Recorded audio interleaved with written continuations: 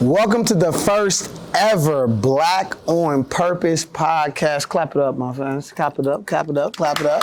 Yeah. So here at Black on Purpose, where we focus on intentionally being Black, everything has a purpose, Black culture, Black lifestyle, and Black men today. So today I got my man's Marty, I got Ryan. Y'all want to introduce yourselves real quick? Marty Versadonis from Detroit. Yep, my name is Ryan. I'm from Detroit as well. My name is Curtis Lamar. I'm from Jamaica.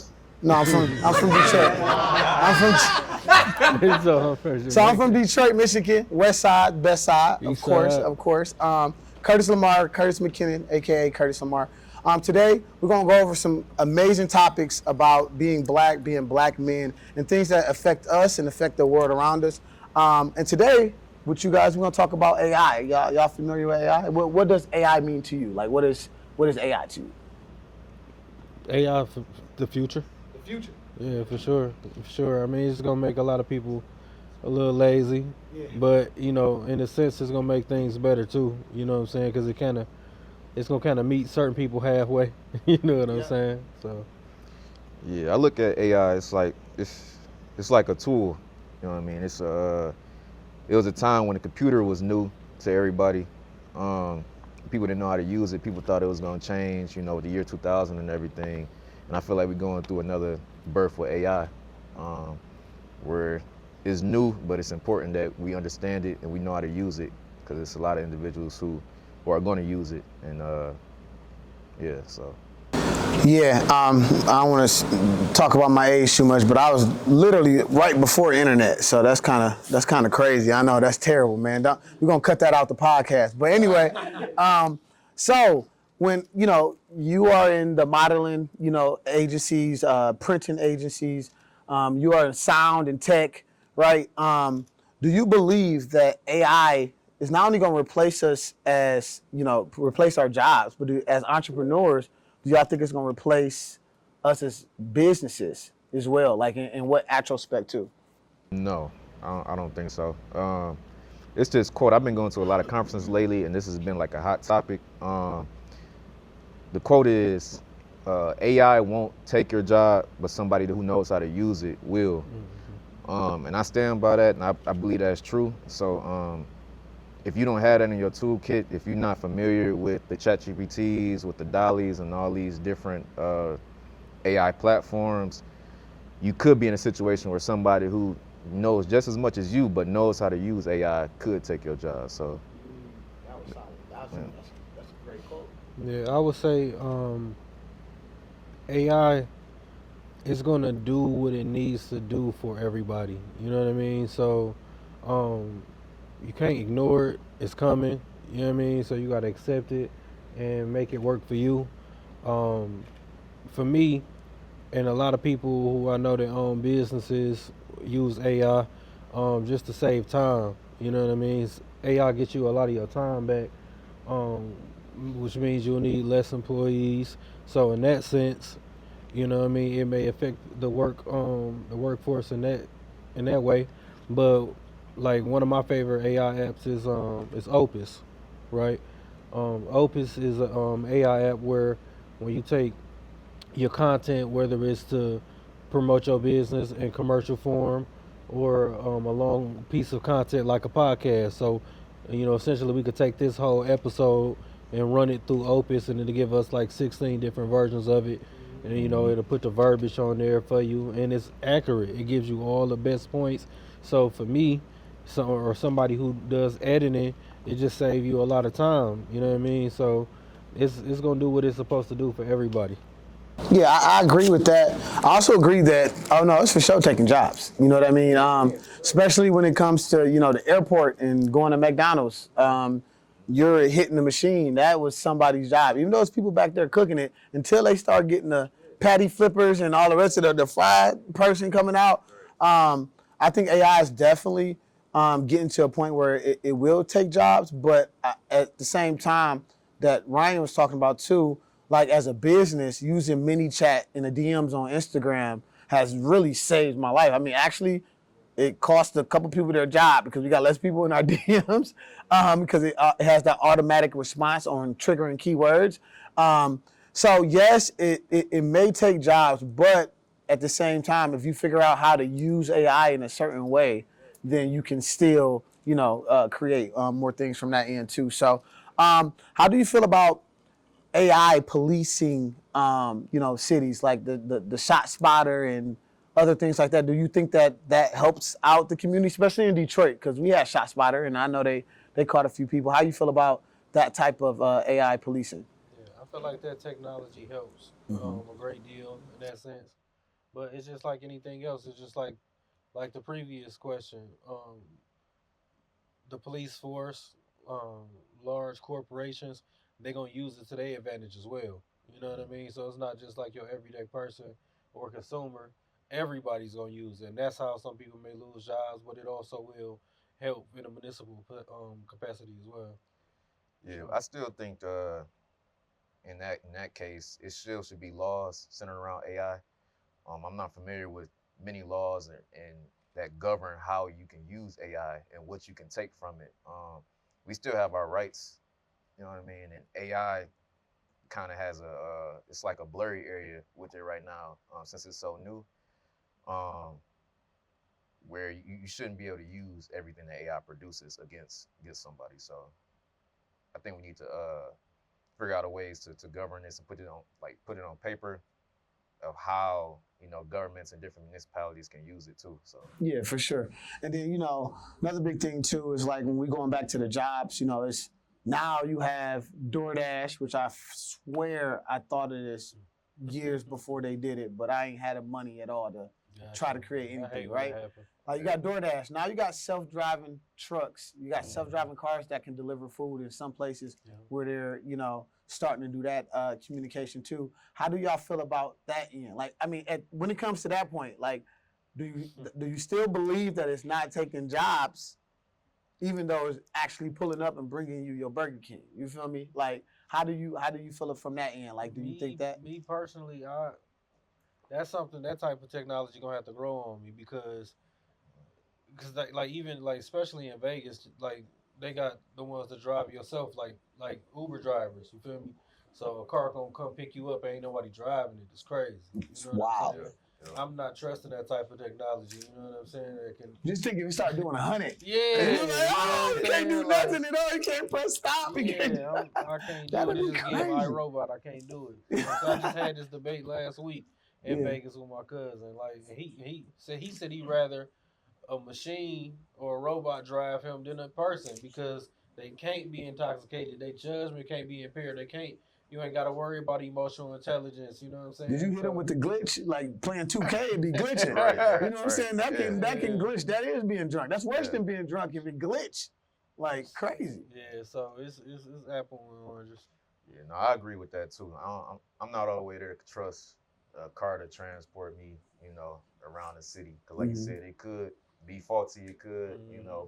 start going 100 out of anywhere, and I ain't ready for that. Yeah, yeah, not at all. I mean, same thing with, for our flights, even though there is a pilot, it is very much controlled by AI. Like, like the Mm-hmm. computer system, The knowing where other software, planes is going. So we are kind of trusting it without knowing that we're trusting it. right? But I definitely get it from that standpoint. And when it comes back to that, I really feel like it is one of those things that, Right. it's taking jobs, but going back to what Ryan was talking about, if you figure out how to use it, then you can create jobs, Right, because another thing, a lot of all these AI systems, it's somebody behind it too. It's somebody that's writing Yeah. a prompt Yeah. to tell it what to do. Facts. You know what I mean? It's not just you hit and go and it, and it's just going on forever. It's somebody that's managing it. It's somebody that's behind it, making it do what it do. So, I feel like that's a good point to add in there too. Got you. Actually, you know what? I forgot to do this.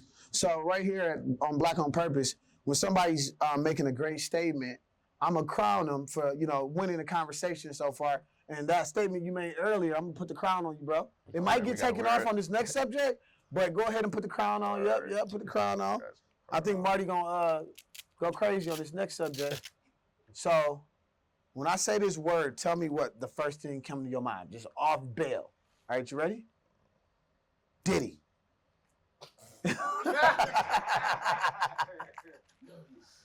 Right, go ahead. You can go ahead. I'm gonna see if you're gonna keep that crown on. What's the first? Just say one word that comes to mind when you think Diddy. Just one word. One word. Current. I just say current. It's a hot topic right now. It's a buzzword or a buzz name. Yeah, it's a lot. It's a lot to that topic. I don't know where you want to start with it. Oh no, I just want you to give me one word that comes to mind when you think of Diddy, and then we're gonna go from there.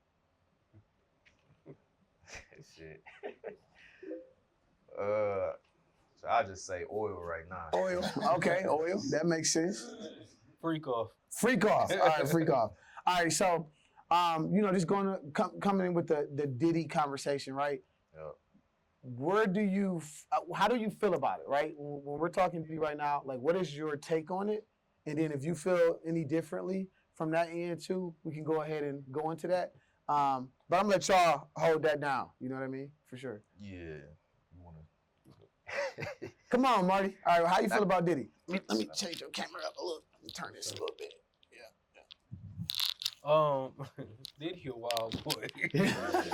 Man, just on the last probably 5 days or since he did get arrested, there's been a lot of clips that came out, you know what I'm saying, when he was doing interviews on the late night shows and stuff like that.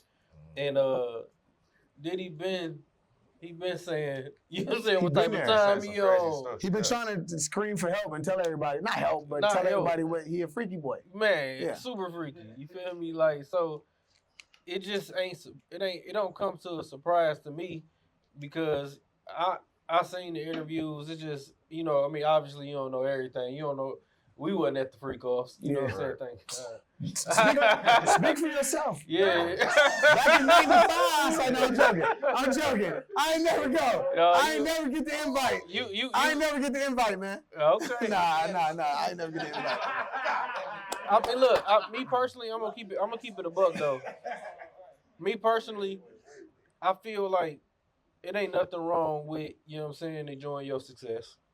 Yeah. With limitations. You know what I'm saying? Right. Like, because don't get it twisted. If we all get to that type of bag, we put that work in, we going to enjoy our money, right? Yeah. You know what I'm saying? But at the same time, you know what I'm saying, you a man with daughters, you feel me? Like, you know what I'm saying? You got to have some sense of morale to your celebratory parties and stuff. It got to be some limits. Right. You know what I'm saying? So that's how I feel. I just feel like he got carried away, and I feel like his mentors, you know what I'm saying, had a lot of input and bearing on unleashing what might have already been there from like a trauma standpoint. You know what I'm saying? That's my take on it.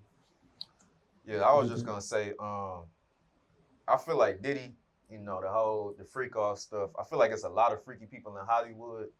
I don't think they're getting them for that though. I feel like it's something deeper than that. I feel like it's something that the public don't know about. Yeah, we know about it, the liquor. I feel like something's coming though. Once you get to them billions, it's some stuff that they want to take you down, or I don't know what their intentions are. I really feel like, and we're about to close it out.